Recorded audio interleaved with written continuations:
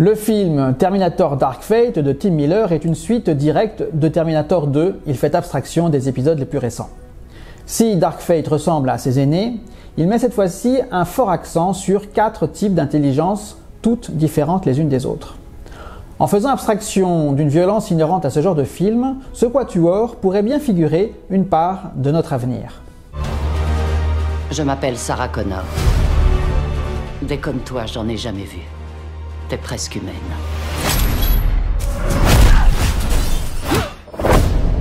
Je suis humaine. Terminator Dark Fate nous propose d'observer les relations entre d'une part 2 intelligences biologiques et d'autre part 2 intelligences artificielles. Il y a tout d'abord le personnage de Sarah Connor. C'est l'humain biologique à 100% et suspicieux à l'égard des machines, surtout quand celles-ci s'avèrent être meurtrières. Toujours du côté humain, il y a Grace Madison, le super soldat venu du futur. Le corps bardé d'améliorations tant physiques que cognitives. Elle agit comme une humaine, mais l'est-elle encore? Vient ensuite le Terminator T-800, robot de fer dans une enveloppe de chair et de sang à l'image d'Arnold Schwarzenegger. Cette machine a appris à vivre au milieu des humains au cours des 2 dernières décennies.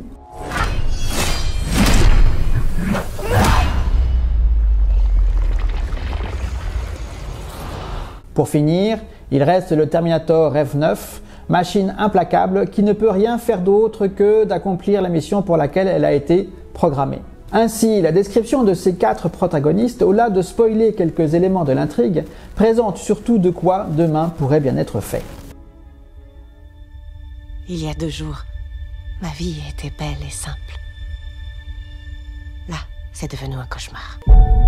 If travel is searching, and home has been found, I'm not stopping. Dans un avenir plus ou moins proche, il sera proposé à l'humanité de modifier son rapport à sa nature et à la réalité au moyen d'améliorations biomécaniques ou génétiques. Dans le même temps, cette humanité devra apprendre à partager son quotidien avec des machines plus ou moins anthropomorphes, dans une relation plus ou moins visible. Ce seront les prochaines générations d'intelligence artificielle. Mais il y a fort à parier que les choses ne se déroulent pas de manière très simple. Il y aura des humains qui, pour diverses raisons, resteront sans augmentation. Pour certains, ce choix manifestera une volonté éthique, voire religieuse. Pour d'autres, ce seront des raisons économiques qui les empêcheront de monter dans le train de ce progrès technocentré. Ces augmentations ne seront pas à la portée de toutes les bourses. C'est là le couple Connor-Madison, l'humaine brute de décoffrage opposée au cyborg qui n'en demeure pas moins soumis aux contingences de sa nature hybride. Aujourd'hui, si un implant cybernétique cardiaque, tel que le développe la société française Carmat, sera sans nul doute accepté parce qu'il soigne là une déficience organique, qu'en sera-t-il, par exemple, pour les implants mémoriels sur lesquels travaillent les équipes d'un Mark Zuckerberg ou d'un Elon Musk? Ces implants qui, d'après leurs promoteurs, permettraient d'augmenter les capacités cognitives de tout un chacun, ne risquent-ils pas surtout de creuser un gouffre digital d'inégalité des chances entre les individus augmentés et ceux restés 100% biologiques?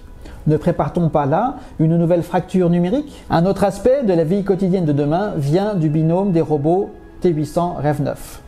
Arnold Schwarzenegger fait dire à son personnage que dépourvu de mission, il a continué à s'adapter pendant 20 ans au contact des humains. C'est une des propriétés du machine learning. Sarah Connor lui demande s'il est devenu conscient. Le T-800 lui répond que le résultat de cette étrange évolution est autre chose que la conscience biologique. C'est bien dans cette autre chose que se situe une partie des enjeux de demain, ce sera dans les relations entre humains et machines intelligentes. Dans un monde où nombre de tâches et de corvées pourraient être accomplies par des machines avec des niveaux d'indépendance ou d'autonomie plus ou moins élevés, les humains, soi-disant libérés, seront confrontés au quotidien à des machines, à des robots dont le niveau de programmation pourrait bien à terme ne plus permettre de faire la différence entre intelligence biologique et artificielle. Dans le temps présent, ce genre de débat existe déjà. Cela concerne des machines de guerre, des tourelles armées de mitrailleuses qui ont la capacité de déclencher automatiquement un tir mortel contre un agresseur humain, sans décision, sans intervention elle-même humaine. Ce sont et ce seront les dilemmes auxquels seront confrontés les véhicules autonomes.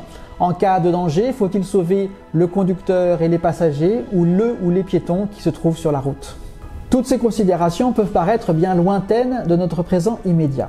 Et pourtant, Dès aujourd'hui, de nombreuses personnes militent pour faire du robot un objet à part, pour en faire une personne juridique spécifique à laquelle s'attacheraient des droits et des devoirs. Tant et si bien que demain, le vrai enjeu pour la société pourrait bien être d'apprendre à gérer, à traiter tout un bestiaire de formes d'intelligence, qu'elles soient biologiques, cyborgs, chimères, de synthèse, hybrides, artificielles ou tout autre.